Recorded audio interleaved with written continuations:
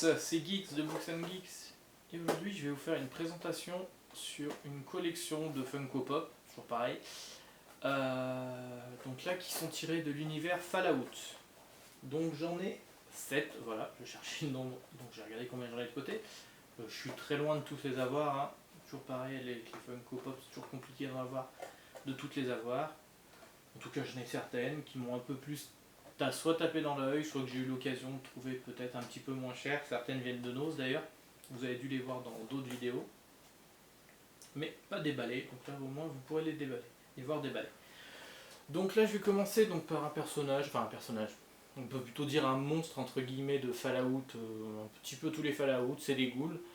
Donc le principe, hein, pour ceux qui ne connaisseraient pas Fallout, un univers post-apo, il y a une sorte de guerre nucléaire, et il y a des gens qui ont été enfermés dans des abris. Et en gros, c'est des RPG, vous jouez ces personnages-là qui sortent de l'abri pour X ou Y raison, hein, suivant les jeux. Et bah, le problème c'est que le monde a bien changé, donc il y a des ghouls, du coup il y a plein de créatures mutantes, plein de choses comme ça, des vaches à deux têtes, les fameuses vaches à deux têtes. Et là voilà, là c'est une goule somme toute assez standard. Puisque là nous avons après une autre goule qui est Hankook, donc sur Fallout 4, qui si je me rappelle bien est le maire d'une ville, oui, je crois que c'est ça, il est le maire d'une espèce de petite ville où il fait un peu régner sa loi. Donc là on est sur une goule qui du coup au niveau d'intelligence est comme un humain quoi, hein, sauf que ça, ils vivent beaucoup plus longtemps et qu'ils ont quand même une sale tête, ça on peut se l'avouer je pense. Donc voilà, donc tiré de Fallout 4, celle-là plutôt, vous voyez c'est déjà sur une autre gamme que la première que je vous ai fait voir. Donc assez sympa aussi, on verra dans la vidéo, une fois déballée, qu'elle est vraiment très jolie. On enchaîne avec, pareil, du Fallout classique on va dire.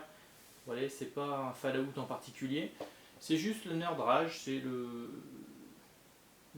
personnage un petit peu iconique de la saga Fallout, ce petit bonhomme là.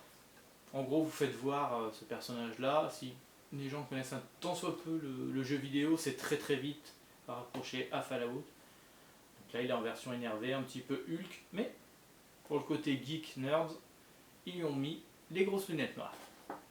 Voilà.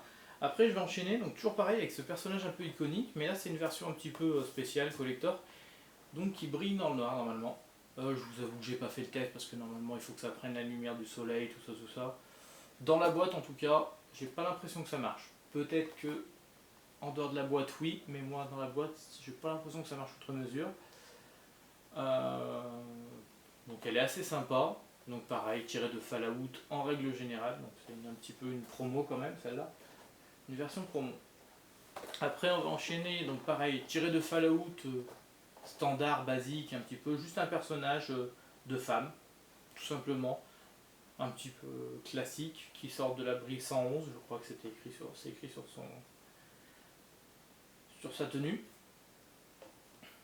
Donc là, bah, rien de particulier à dire, c'est voilà, un personnage classique du jeu.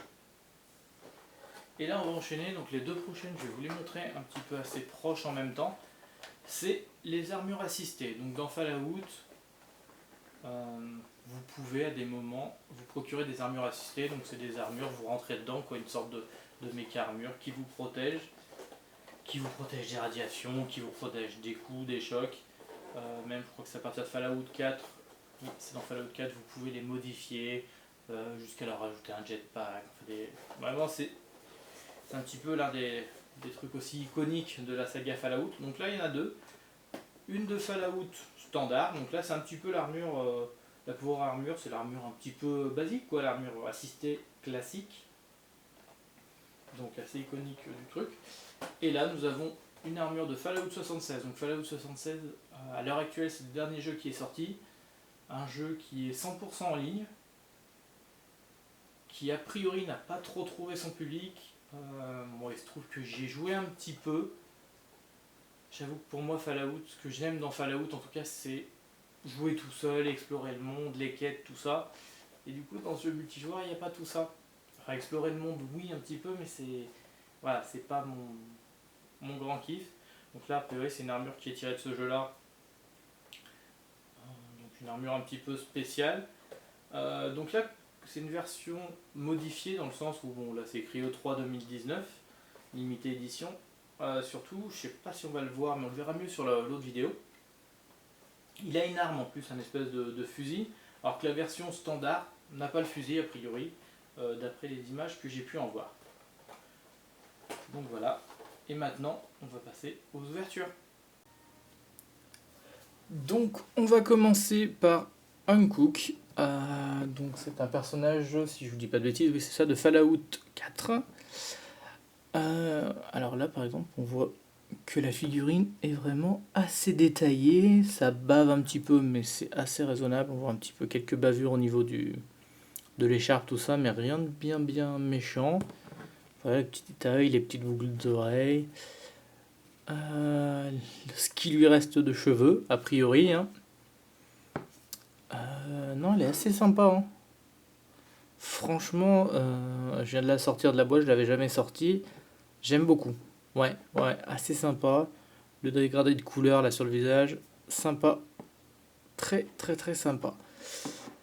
Voilà, après, on va enchaîner avec une goule beaucoup plus standard, on va dire. Parce que ça, c'était une goule, on va dire, assez intelligente. En général, celles-là le sont beaucoup moins. Donc, d'ailleurs, on le voit, hein. Regardez. Plus de dents, presque toutes ses dents. Donc, là, ouais, alors là, après, niveau détail, vous avez le jean déchiré, enfin le pantalon déchiré. Globalement, si, ce qui est bien réussi, c'est qu'on voit bien un petit peu le relief des côtes, un petit peu en transparence. Vraiment le visage creusé, là, vous voyez, j'arrête pas de le prendre du coup par la tête comme ça, parce que du coup c'est bien pratique. Non, assez bien réussi, mine de rien. Simple, hein, vraiment très simple, mais assez bien réussi, avec les taches un peu de partout. Non, du coup, assez cool malgré tout. On va enchaîner du coup avec la femelle, un personnage tout simplement de Fallout, quoi. Donc on voit qu'à la main, elle a un stimul pack, donc dans le jeu, les stimul packs, c'est tout simplement les potions de soins, voilà, ce qui permet de se soigner. Le Paperboy dans sa main. Les peintures sont quand même assez nettes, hein. Ouais, si, assez nettes. Le dégradé au niveau des cheveux est assez sympa aussi. Hop, purée, mais j'arrête pas de les faire tomber. Non, assez sympa. On distingue derrière les sangles, derrière qu'elle vient de l'abri 111. Ouais, assez sympa. Alors, après, on va enchaîner avec le Nerd Rage, ils appelaient ça, je crois que sur la boîte, c'est ça. Donc le personnage, hein, iconique de la série, mais en version énervée, presque, on pourrait presque dire une version Hulk, hein, parce que là, vous voyez, il a déchiré son t-shirt, les bras sont super musclés, mais les petites lunettes de geek, moi je l'adore, honnêtement, elle est super classe. Alors pareil, on va pas chercher 3 heures les détails, parce qu'autant vous dire que il y a le T jaune devant en peinture qui vient derrière, quoi, la ceinture. Et globalement, on a fait le tour, hein. Elle est vraiment très simple, parce que tout est bleu. Mais voilà, elle a beau être simple, elle est réussie. Bon, en plus, c'est vrai que c'est le personnage iconique, hein, bien sûr. Oula, elle a un peu de mal à tenir debout. Hop là, voilà. Et du coup, on a la version du fameux personnage iconique en vert comme ça. Donc c'est censé être phosphorescent quand vous la laissez à la lumière. Après, ça restitue la lumière. Dans la boîte, en tout cas, ça marche pas. J'ai pas encore essayé tout en extérieur. Hop, on voit l'abri 101 derrière. J'ai pas essayé en extérieur.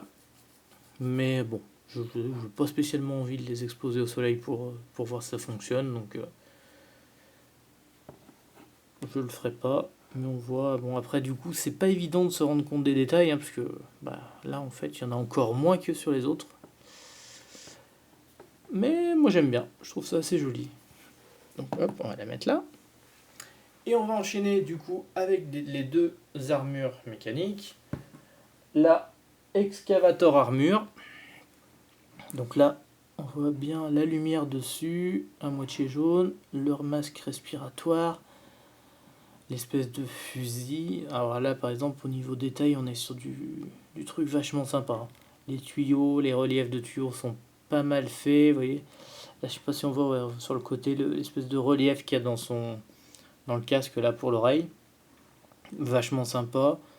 Il y a même, alors là par exemple, pareil, pour le voir, il faut vraiment à l'œil nu, mais à l'intérieur du trou là pour le masque, on voit une espèce de. Bah, vraiment le système d'aération, donc là ils sont vraiment rentrés dans des détails, même les yeux, ça fait une espèce de petite vitre couleur, couleur un peu réfléchissante, c'est super sympa. Elle est vraiment très très jolie, vraiment très très jolie. Les détails sont super super sympas.